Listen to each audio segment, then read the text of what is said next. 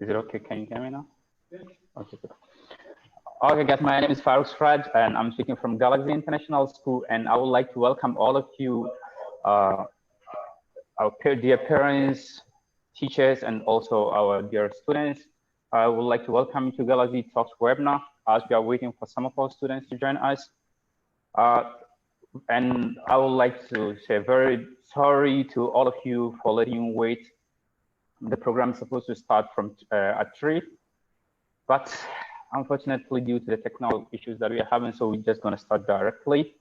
And today, our speaker is going to be Mr. Dan Adkins, who is the CEO of the Transnational Academic Group, the parents company of Lancaster University Ghana.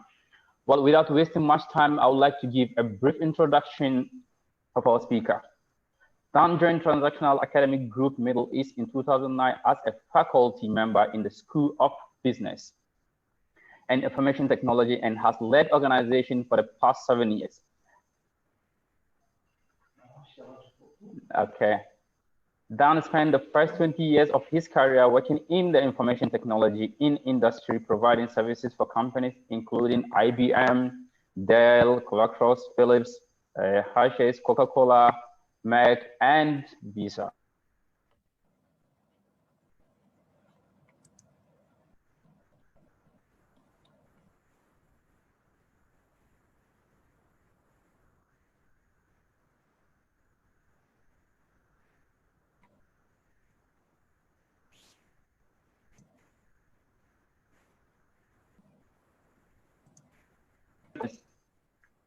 Before coming to the UAE, he worked extensively in the United States, India, Vietnam, and in the UK, and also Philippines. He has started several businesses and has worked in multiple successful startups. Dan with numerous professional certificates. Okay. Dan regularly speaks at public seminars on education, with notable ones on TEDx and TNBC Africa. So with this introduction of our speaker, Mr. Dan, I would like to welcome Mr. Dan to the floor and give him the opportunity to speak with you. So Mr. Dan, welcome to Galaxy Talk webinar. Thank you so much, Farouk. I really appreciate the opportunity to address you and your students, and hopefully they will gain some valuable knowledge out of this about how to apply to university in this unprecedented time. You are mostly welcome. So.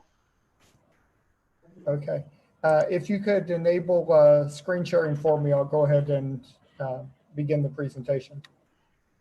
Sure, we can share the screen for him. So. Okay, just a minute, Mr. Dan.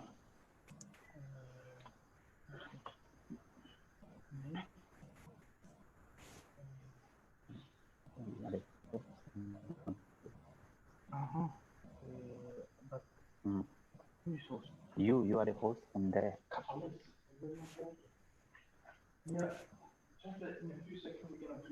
Okay, in a few seconds we are going to make you a host so that you can share your screen for the students to see it. Okay. Just perfect. a few seconds, sir.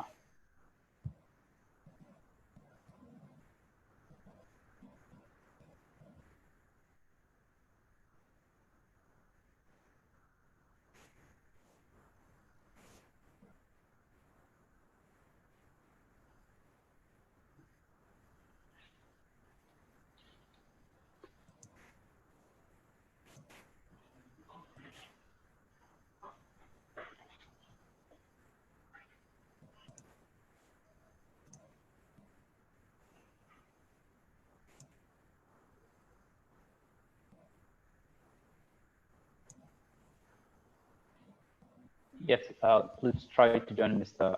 Dan. Make him as a host, please. Okay.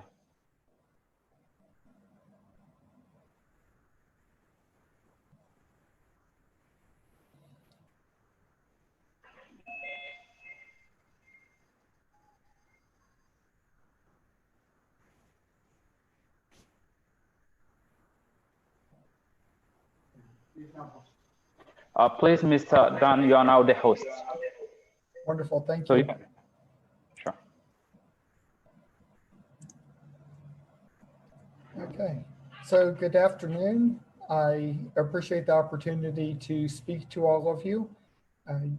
Mr. Fruit gave you a bit of my background. Part of what I used to do in the IT industry involved working with risk management, disaster recovery, and business continuity, which, as you can imagine, has come in very helpful in the current situation. So let's talk about what's going on in the world right now. So COVID-19, as we know, is a worldwide pandemic, and it is affecting nearly every country on earth, most of them quite severely. When you look back at your lives, you will end up dividing it into two parts, before COVID-19 and after COVID-19, because really the world will never be the same again. It will never be back to the way it was in 2018, 2019. Not only does this mean that the world is changing, it means that you must change in order to succeed in the new normal. So let's look at some of the impacts that you've probably been dealing with and that we're going to have to deal with. You have probably had to go into online learning for your school. The government of Ghana had ordered that all schools and universities close to face-to-face teaching in order to flatten the infection curve and slow the spread of the virus so that the health system does not get overwhelmed, which would result in a significantly higher death rate. Most educational institutions had not prepared for this, and the initial weeks were very rough, and many of them ended up having to go with very simple approaches like simply recording the teacher's lecture over the PowerPoint slides. Some were able to do more fully interactive online classes, and this has allowed the students to really get the same experience they would have gotten in the classroom. But it has been a challenge for both teachers and students. And of course, maybe to your delight, a lot of exams were canceled. Essentially all end of secondary international exams, including the UK and the International Baccalaureate, were canceled. And there has been a question about whether the WIAC will be able to be held given the outbreak of the virus. And it's made it very challenging for students as it's created uncertainty as to whether they would have the results that were required for university admission. Then you add to that more than 100 countries in the world have implemented travel restrictions because of coronavirus. Right now, you can't fly in and out of Ghana except for special circumstances, and it makes it very challenging. If you were considering studying abroad, you're not able to get to those universities, you're not able to go visit those universities and things of that nature. These travel restrictions are creating a tremendous problem for students who want to go overseas to study in the fall of 2020. About 2 weeks ago, I attended a panel discussion by the top UK educators that was hosted by Times Higher Education. And every single person on that panel said that fall 2020 teaching period was likely to be too soon for international students to come into the UK to study. And even more recently, universities in the UK have started announcing that the entire 2020-2021 academic year will be taught fully online, the University of Cambridge being one of the most prestigious. So the question we have to ask ourselves is, how long is this pandemic going to last? And it all comes down to a concept that you've probably heard people talking about, maybe on the news or in speeches by government officials, but you probably don't actually understand. And it's a concept called herd immunity. Herd immunity is when enough people have been exposed to a virus and are now immune so that the virus can no longer spread from person to person, because the chances are any person you meet is already immune. Now, when this pandemic started, essentially no one on Earth was immune to COVID-19 because it was brand new. So the virus is spread very rapidly. This virus has a rate of spread called the R0 or R0 that is 2 to 3 times as fast as the flu or the common cold that we deal with every year. Now, when someone has had a virus, they generally become immune to that same virus for most or all of their lives. However, this doesn't seem to be the case for the coronaviruses. Of the 7 known coronaviruses, 4 of them only give 1 to 2 years of immunity. 2 of them, SARS and MERS, were so deadly that they died out before the immunity could be determined. And the last, COVID-19, has already seen people who had the virus later test positive for the virus again. Now, at this point, we don't know whether that's a testing error or if the human body is not able to create a sustained immune response, especially if the first infection has proved mild.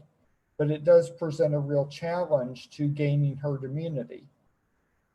From initial testing, it does appear that a vaccine or the vaccines that are in trial should give a lasting immune response. So when enough people have either had the virus and become immune or have had the vaccine and become immune, the virus no longer can spread and it dies out because there are not enough people meeting each other who can catch it and build a transmission network. Given the spread rate of the virus, without a vaccine, we're looking at a situation very similar to the 1918 flu pandemic, which lasted about 2 years, although COVID-19 could possibly go longer if the natural immunity isn't lasting and people can get reinfected. If one of the 8 vaccines currently in clinical trials is successful, it will take about 2 years to get enough people vaccinated so that the virus can't spread.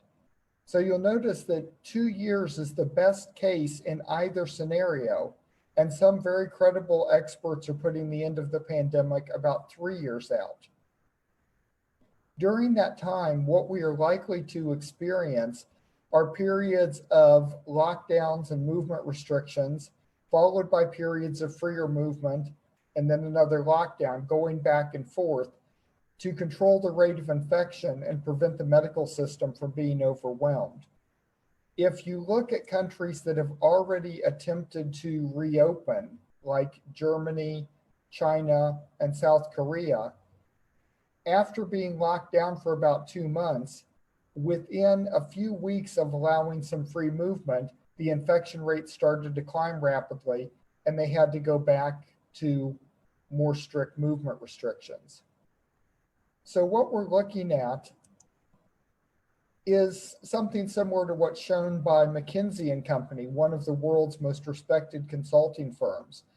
They've laid out 9 scenarios for how the economy might recover. And they've highlighted them. Some of them are in white and some of them are in blue on this chart. The best estimates by economists who actually are listening to and taking into account the projections of the pandemic experts is that the world is going through an economic downturn as bad or worse than the 2008 global financial crisis, and it will likely take at least 10 years after the end of the pandemic for the economy to get back to the size it was before the pandemic. Something similar to what is shown in one of the scenarios labeled B on this slide. The ones that you see labeled A, these are what are called V recoveries. And looking back at the 1918 pandemic, we did not see that kind of V recovery anywhere in the world. this type of recovery would only work if the entire pandemic lasted a matter of a few months and then it was over. But as the experts are saying, that's not going to happen. In reality, the world will never be the same. Some things are going to change and never go back. About 2 weeks ago, the United States announced that unemployment is at the worst it has been since the Great Depression of 1929, with over 20 million jobs lost just in April and 15% of the US workforce out of work. And similar numbers are coming out of countries around the world. Business and personal bankruptcies are at the highest level ever seen since the Great Depression. The world will be different when this is over, and there are some ways that this is going to affect you. What we saw coming out of the 1929 Depression was that people began saving money so that they'd have a buffer so any future crisis that came up, they wouldn't be impacted as badly. And what we expect to see is on a worldwide basis, people will be saving money so that they can build up that kind of buffer, which means that they will not be buying as much as they did before the pandemic. Similarly, after the Great Depression, people began to simplify their lives. They decided that people were more important than things and stopped chasing after the newest, shiniest thing and said, let me live with as few things as possible and let me use what I have until it completely wears out, not just replace it because there happens to be a new model. And we should see that happening as well so that people can save. People also are not as likely to be going on as many personal trips, or if they do go on vacations, it's likely that they won't be as grand or as large a vacation.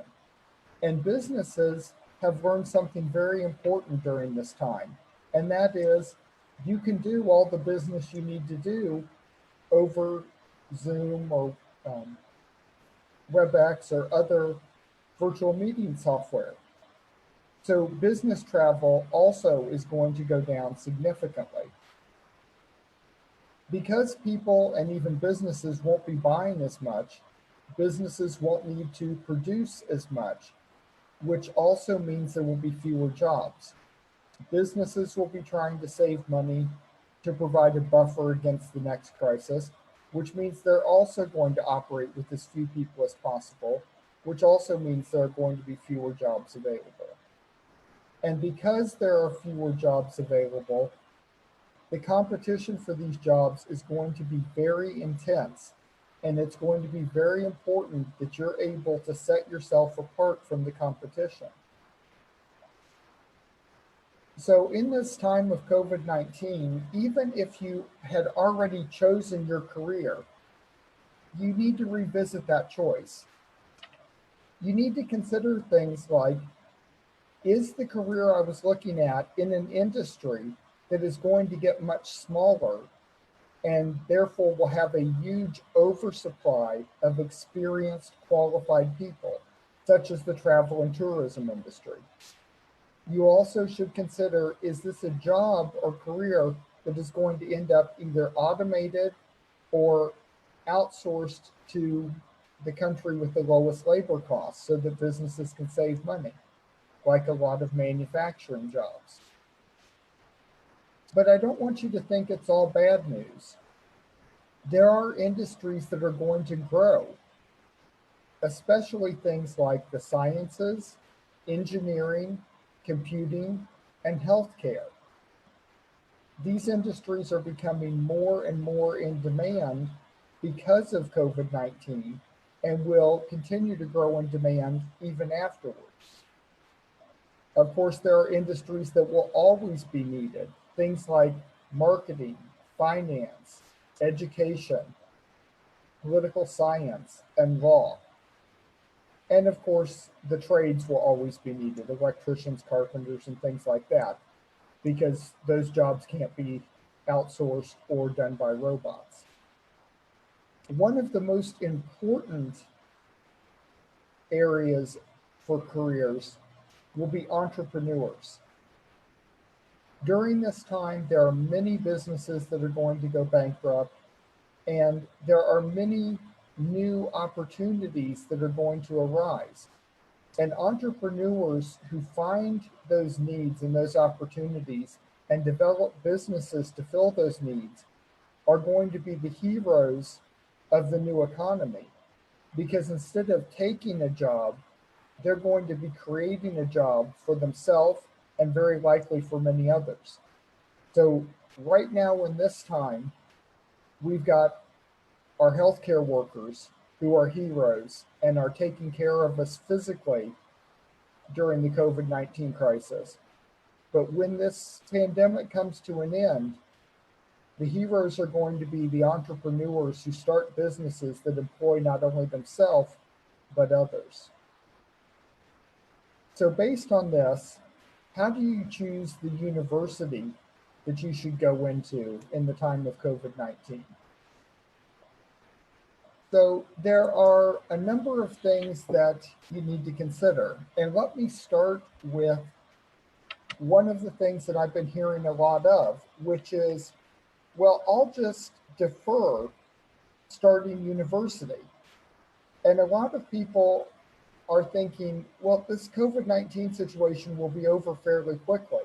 You know, the government of Ghana the government of Ghana and specifically Accra have relaxed a lot of the movement restrictions that had been put in place.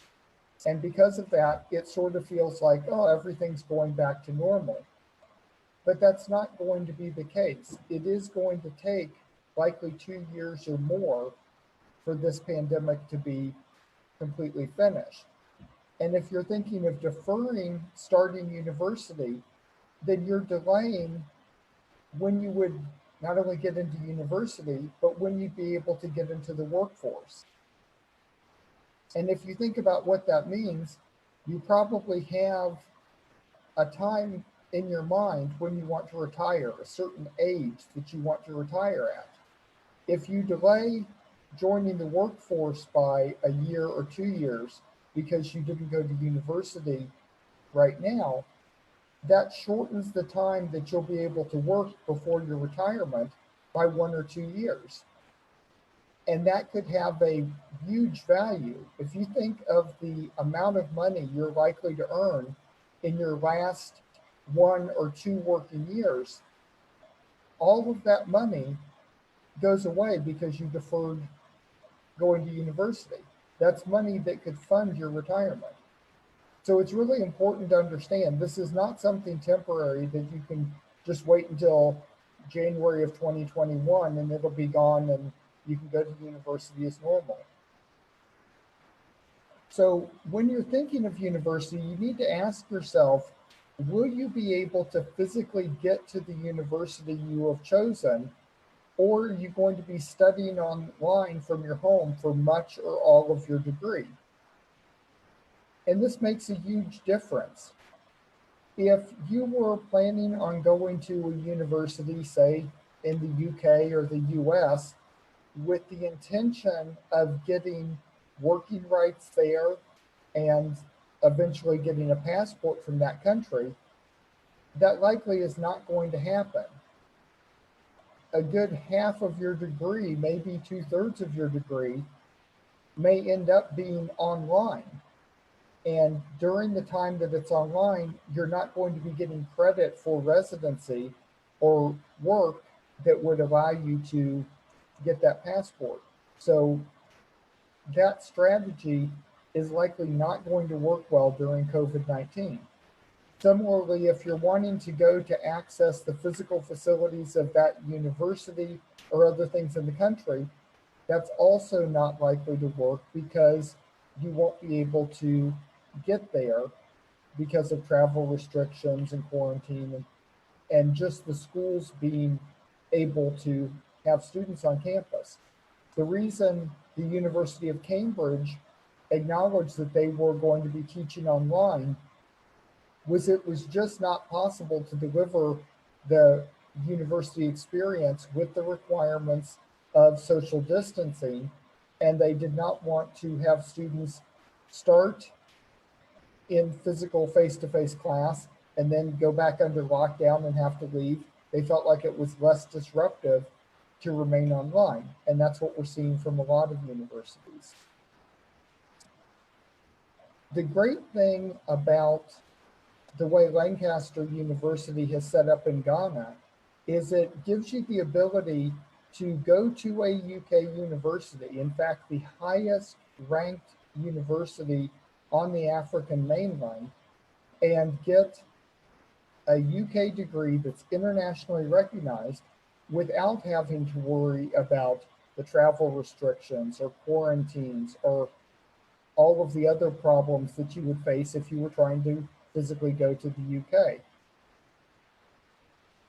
By studying in the same place that you're living, it also makes things easier in that during the times when movement restrictions are lifted, during the times between lockdowns, the university may get permission from the government to teach face-to-face, and you would be able to actually go in and experience that face-to-face teaching, do labs and things like that, where if you were talking about a university in the UK or the US, if there's a temporary restriction or temporary lifting of restrictions, it would be very difficult, possibly even impossible for you to get there because maybe the UK's lifted the travel restrictions, but Ghana hasn't, or Ghana's lifted it, but the UK hasn't. It creates a lot of difficulty when you're having to deal with two countries. Since you're likely to be studying your first 2 years online, you also need to think of the time difference. Now, if you were studying online with the UK university, other than daylight savings times, it's the same time zone for you, so that wouldn't be too bad. But if you were trying to do it with a US university, you're looking at a 4 to 8 hour time difference, or an Australian university, 8 to 12 hours, which means that your online classes might be at very inconvenient times, and getting support from your professors or student services might also be very difficult. Of course, if you're studying in Ghana, you don't have to deal with that time difference, and your classes, even if they're online, would be at normal school times. And of course, studying at a place like Lancaster University in Ghana, where we deliberately keep our class sizes small to ensure that each student gets all the support they need, you wouldn't have any difficulty getting support from your professors or from the Teaching and Learning Center.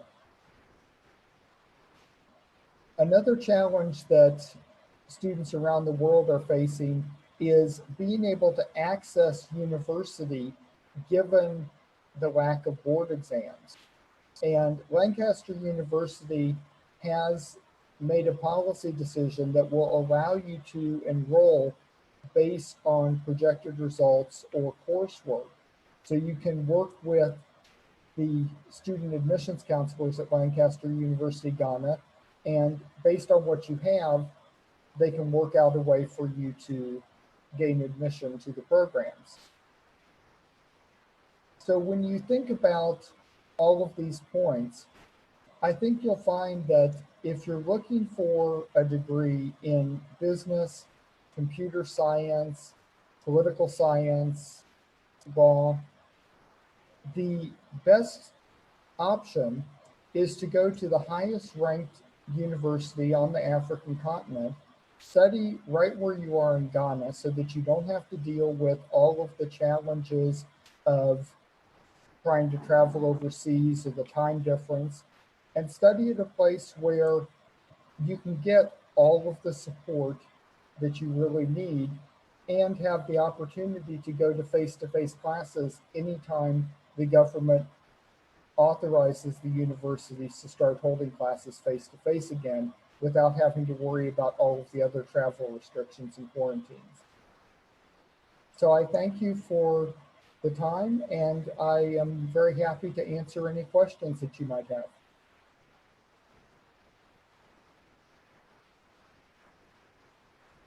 And you can just unmute and ask a question, or you can put questions into the chat, and I'll be happy to answer them there. Questions from the students.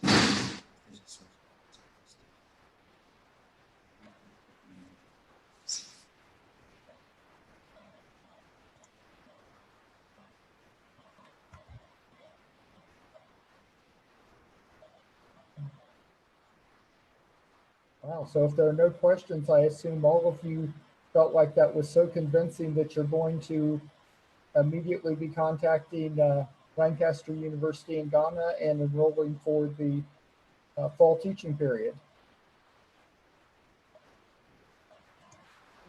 Mr. Adkins, Yes. there are some programs which Lancaster University plan to run this during the COVID-19 or nowadays or in closest future. Can you give us any information about that if it's possible?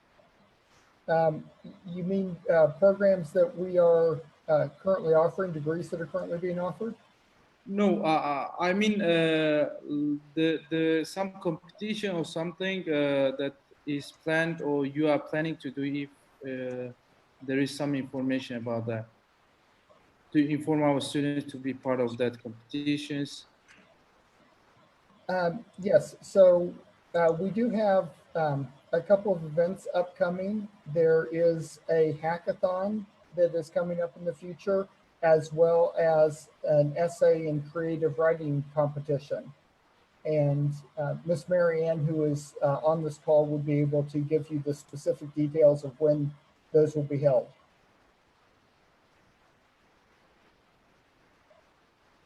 Great. So I think there are some questions. Majida, you can ask the questions, please.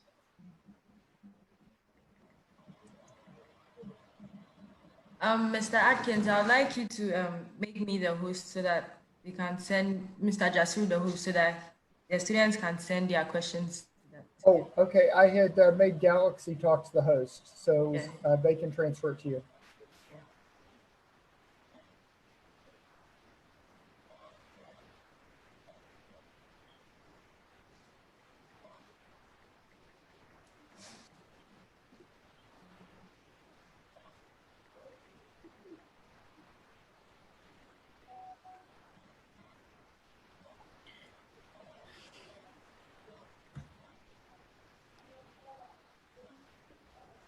So I'm also very happy to answer specific questions about careers and which careers are most likely to be growing and very much in demand going forward.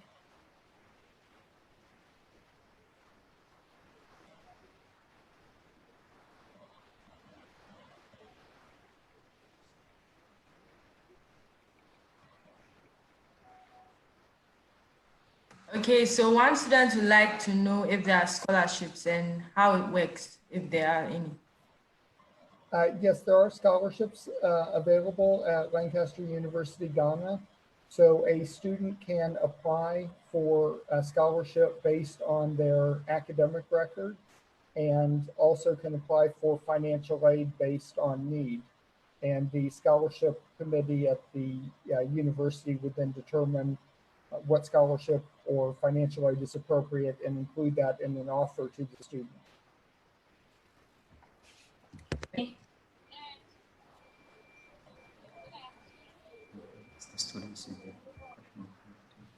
Do any of the students have any questions to ask?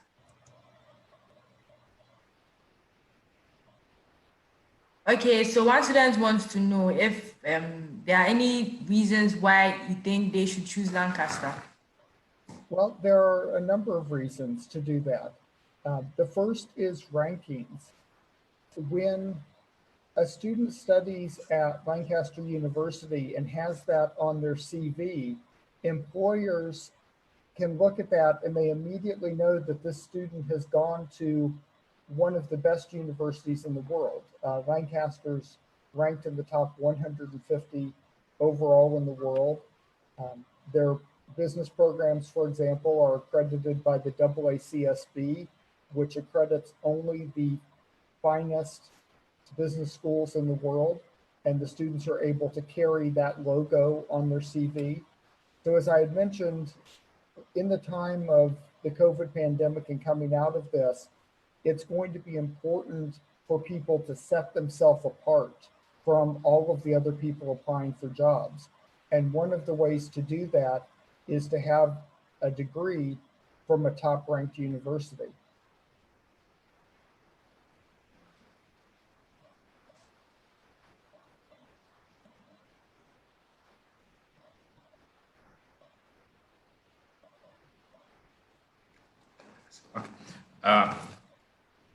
Just a minute. Okay, Mr. Dan, one of the questions here is, as you said, this pandemic, most people are making a lot of loss, most especially in the health sector. So if I've made a choice to be a doctor, I want to be in the health sector in the future, but due to this pandemic, I'm changing my mind to go into the IT because the ITs are making a lot, their profit are maximizing. So do you think it's going to be a risk for me to change my career from the health sector to IT? It's not a risk. It really comes down to what your passion is. You know, the health sector will always be in demand, and coming through and out of this pandemic, there will be a great demand for doctors, nurses, and all of the allied health professionals. At the same time, getting a medical degree, including the residency, takes a long time, generally 8 to 10 years, where someone could go through the computer science program at Lancaster University in Ghana and in a period of 3 or 4 years have their degree in IT and immediately go out and start working in the field. And the entire IT field is one that is going to be growing. You pretty much cannot make a mistake of which area of IT you go into because all of them are in high demand now and are going to continue to be in high demand going forward. Thank you. One student would like to know if he or she applies this year, when the person wants to know whether the classes will be online.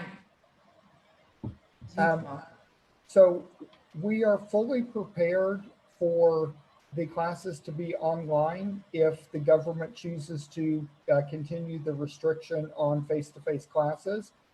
At the same time, we're fully prepared for going back to face-to-face classes if the government has determined that that is an acceptable thing to do and that the risk of spreading the infection has dropped sufficiently.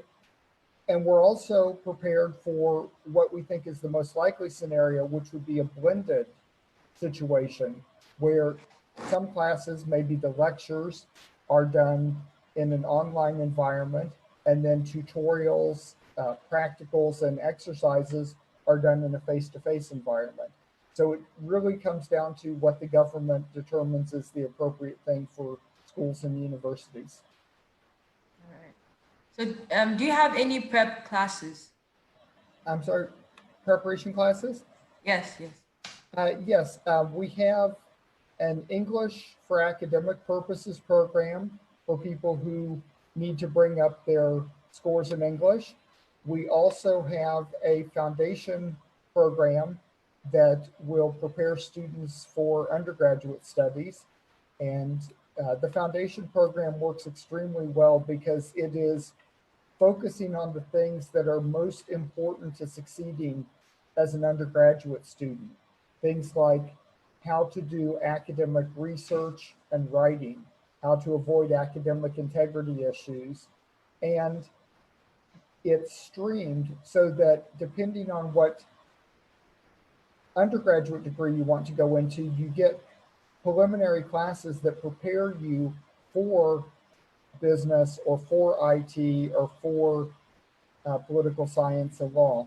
So it gives you a good head start. And what we have found consistently is students who have gone through the foundation program perform as well or better than students who had, for example, done an IB diploma or A levels and come directly into the undergraduate. Thank you. I would like to switch the mic to the college counselor right now. Give us the closing speech. Yes. Mr. Adkins, dear audience, thank you very much for your informative presentation, Mr. Adkins. And for those who participated to our today's Galaxy Talks webinar, I would like to kindly remind all the audience that starting from upcoming week, so every week we're gonna continue this Galaxy Talks webinars online. Friday at 3 o'clock, it's gonna be constant date and time. So we're gonna be grateful to see you all. And one more time, it was our pleasure, Mr. Dan Adkins, to have you in our today's session for very, very great informative presentation that you have done. It was really valuable for our students, for our audience, for our Galaxy family. Thank you very much. Majida? Thank you so much for the opportunity. I really appreciate it. Thank you. Thank you. I'd like to say a very big thank you to you, Mr. Dan Adkins, and also to our college counselor, Mr. Jasu, for making this informative and a very educational program a success. And also to you, audience. Thank you very much. Thank you. Thank you. See you next week. See you next.